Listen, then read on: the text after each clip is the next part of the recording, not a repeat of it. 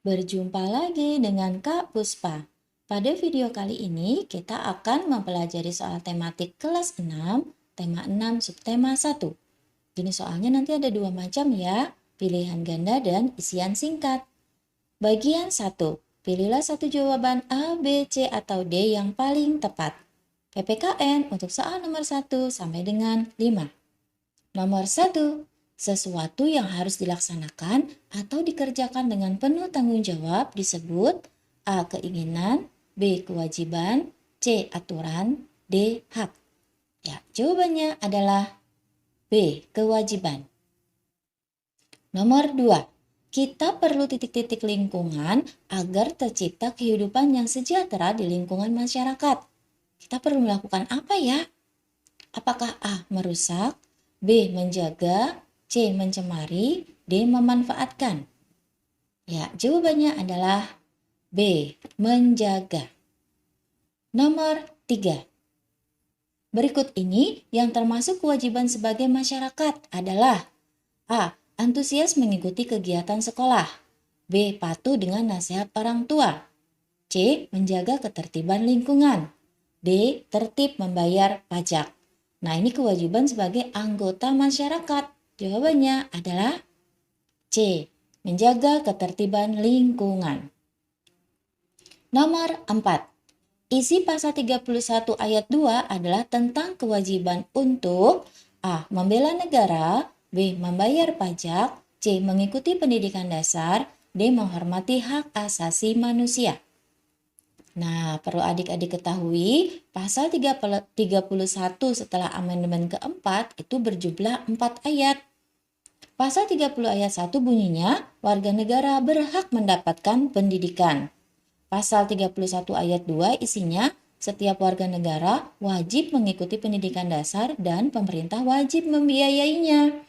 Sedangkan ayat ketiga berbunyi, pemerintah mengusahakan dan menyelenggarakan satu sistem pendidikan nasional yang meningkatkan keimanan dan ketakwaan serta akhlak mulia dalam rangka mencerdaskan kehidupan bangsa yang diatur dengan undang-undang. Ayat keempat, negara memprioritaskan anggaran pendidikan sekurang-kurangnya 20% dari anggaran pendapatan dan belanja negara serta dari anggaran pendapatan dan belanja daerah untuk memenuhi penyelenggaraan pendidikan nasional. Nah, ayat kelima, pemerintah memajukan ilmu pengetahuan dan teknologi dengan menunjang tinggi nilai-nilai agama dan persatuan bangsa untuk kemajuan peradaban serta kesejahteraan umat manusia. Kembali ke soal tadi, jawabannya adalah ya, C. mengikuti pendidikan dasar.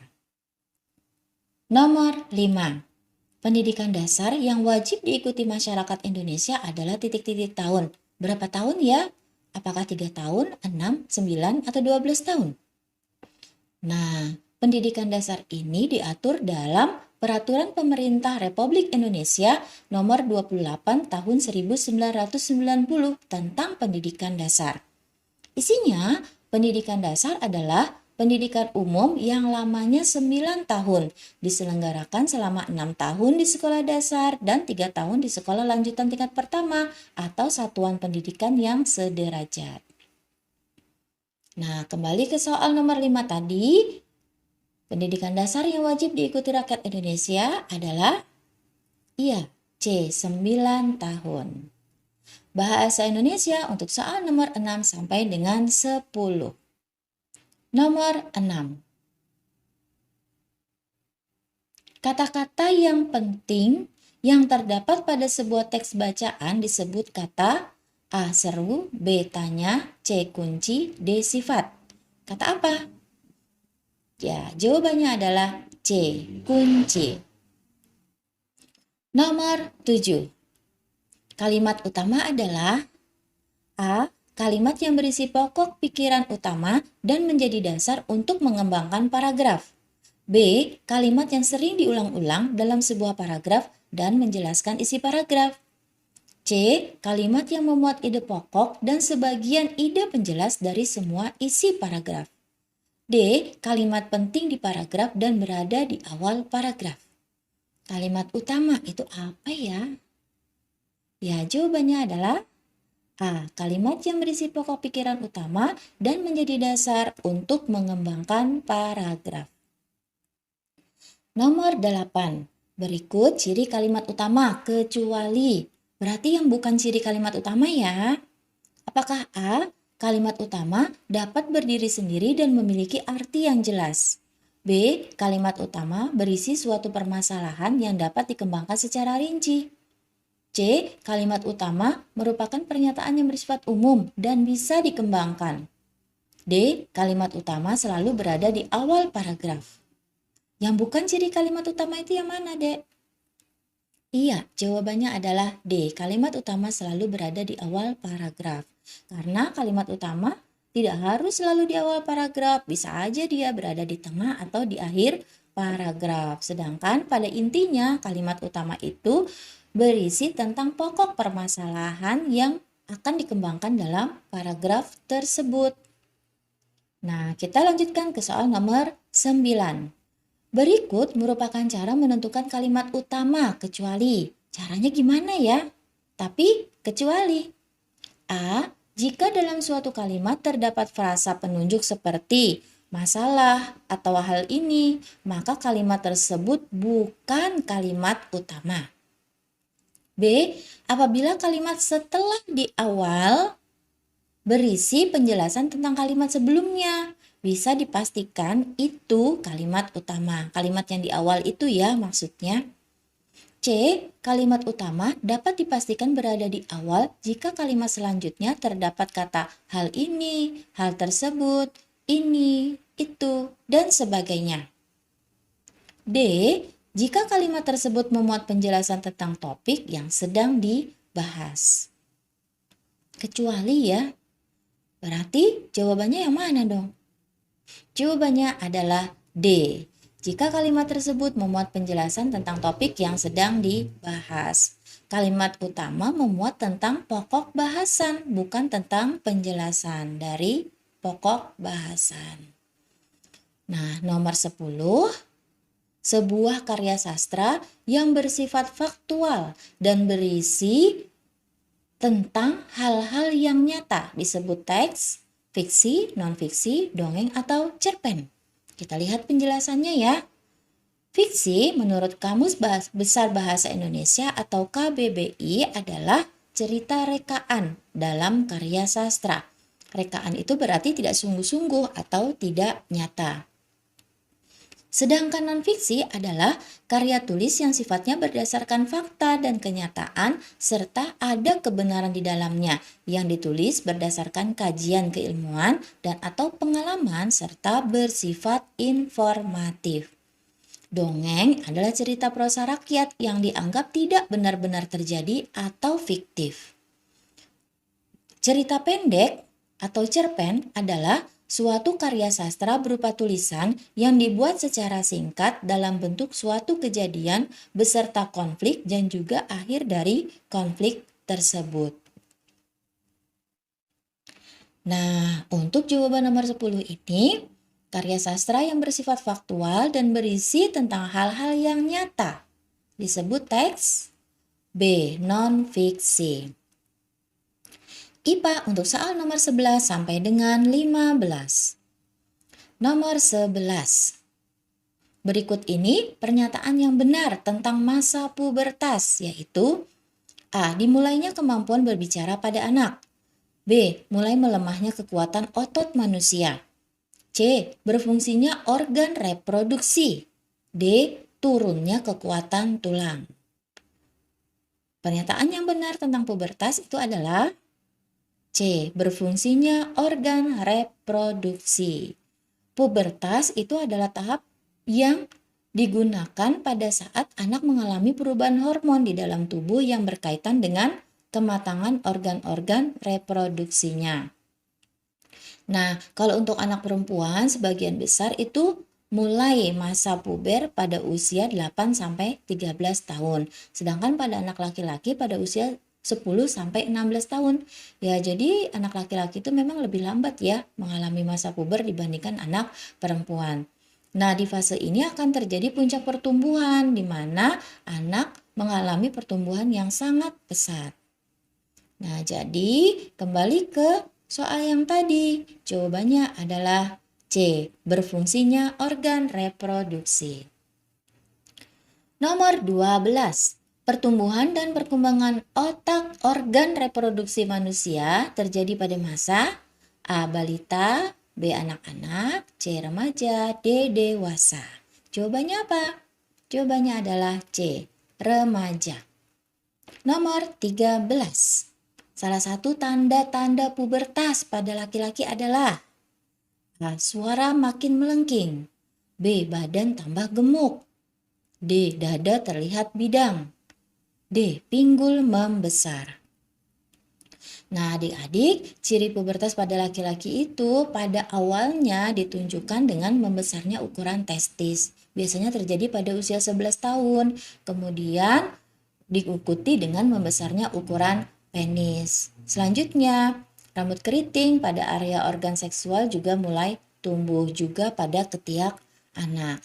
Kemudian ada ciri-ciri lanjutan untuk pubertas pada laki-laki, yaitu pertumbuhan penis dan testis, skrotum anak laki-laki akan berubah menjadi semakin gelap, rambut di area organ seksual dan ketiak menjadi lebih tebal, produksi keringat bertambah, mengalami mimpi basah, terjadinya perubahan suara, yaitu menjadi lebih berat.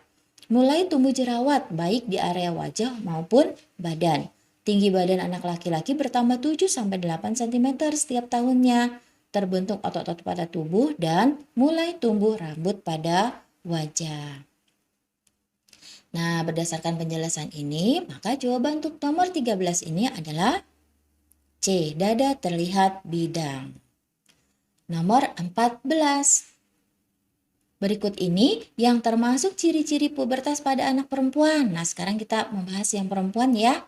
Apakah A. Tumbuh jakun, B. Pinggul membesar, C. Suara menjadi berat, D. Tumbuh kumis di bawah hidung. Sama seperti laki-laki, pada pubertas itu juga ada ciri awal yang dialami anak perempuan. Ciri awalnya yaitu pertumbuhan payudara. Kemudian pertumbuhan rambut pada lengan dan kaki, tapi itu sebagian ya. Kemudian rambut di area organ seksual dan ketiak juga mulai tumbuh. Nah, ciri-ciri lanjutan untuk pubertas pada perempuan yaitu menstruasi pertama, mulai tumbuh jerawat pada wajah, payudara terus tumbuh hingga seperti orang dewasa, rambut di area organ seksual dan ketiak menjadi semakin lembat, munculnya kumis tipis pada beberapa anak perempuan, lebih mudah berkeringat, mulai mengalami keputihan, tinggi badan meningkat drastis sejak menstruasi, biasanya 5-7,5 cm setiap tahun.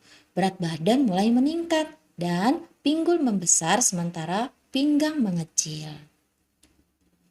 Nah, sekarang jawaban untuk soal nomor 14 ini adalah iya, B. Pinggul membesar.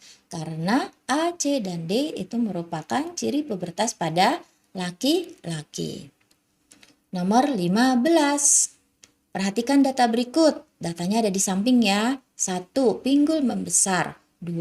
Jakun menonjol. 3. Kulit menjadi lebih halus. D. Terjadinya mimpi basah.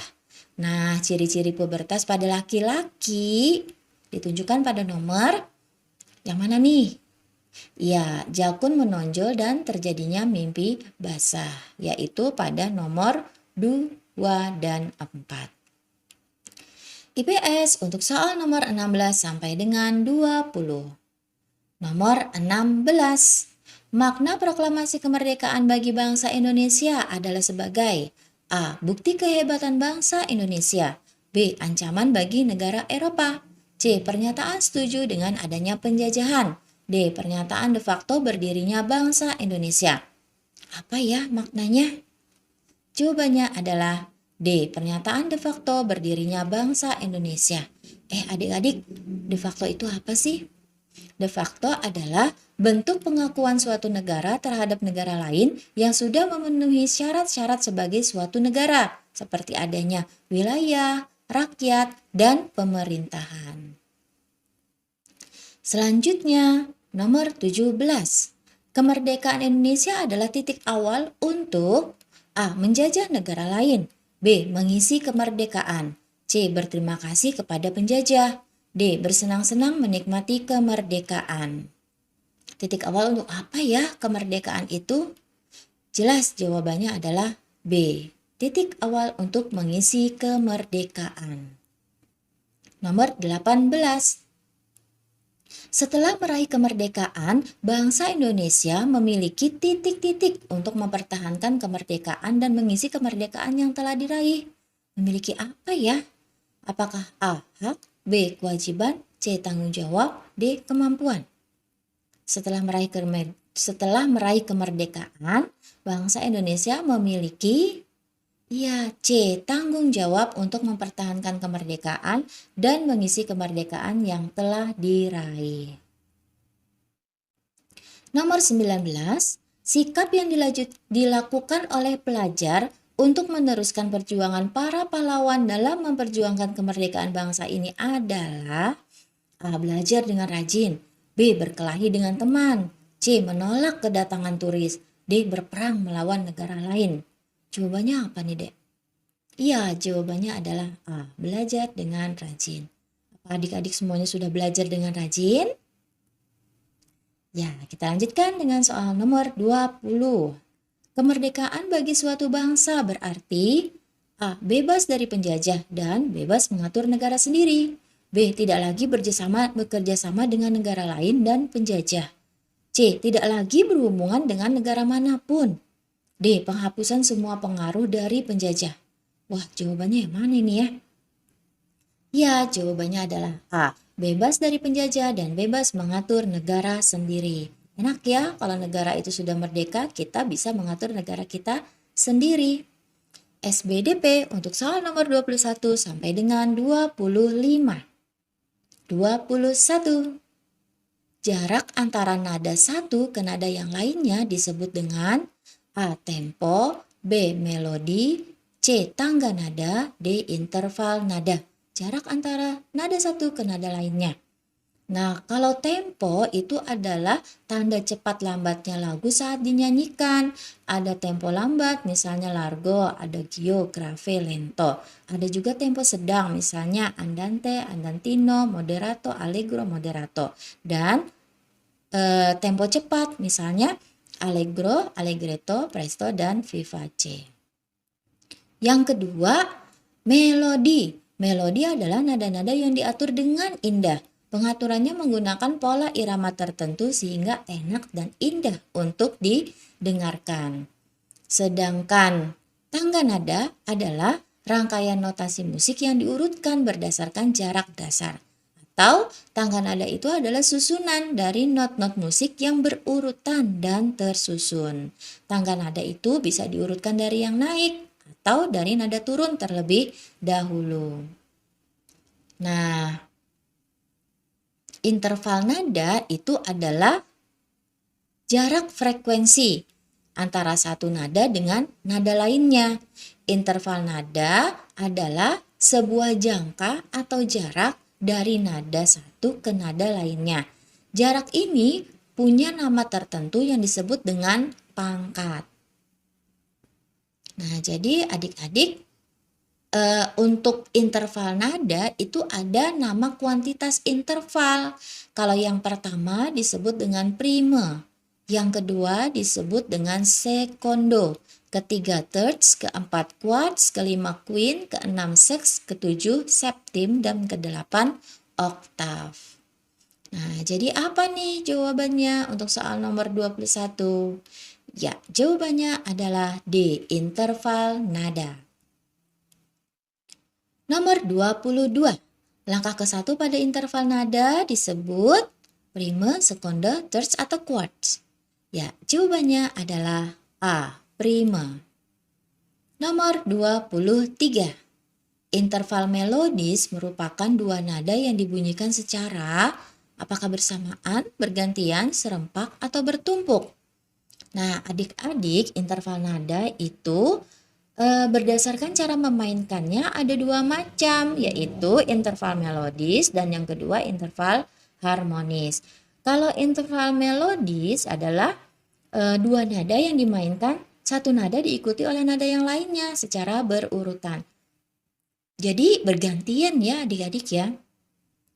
Sedangkan interval harmonis adalah dua nada yang dimainkan secara bersamaan. Nah, jadi kembali ke pertanyaan tadi, interval melodis merupakan dua nada yang dibunyikan secara B, bergantian. Nomor 24. Susunan tangga nada mayor yang benar adalah, nih lihat ya adik-adik ya, apakah A, B, C, atau D. Kita lihat dulu penjelasannya. Tangga nada itu ada dua macam, yaitu mayor dan minor.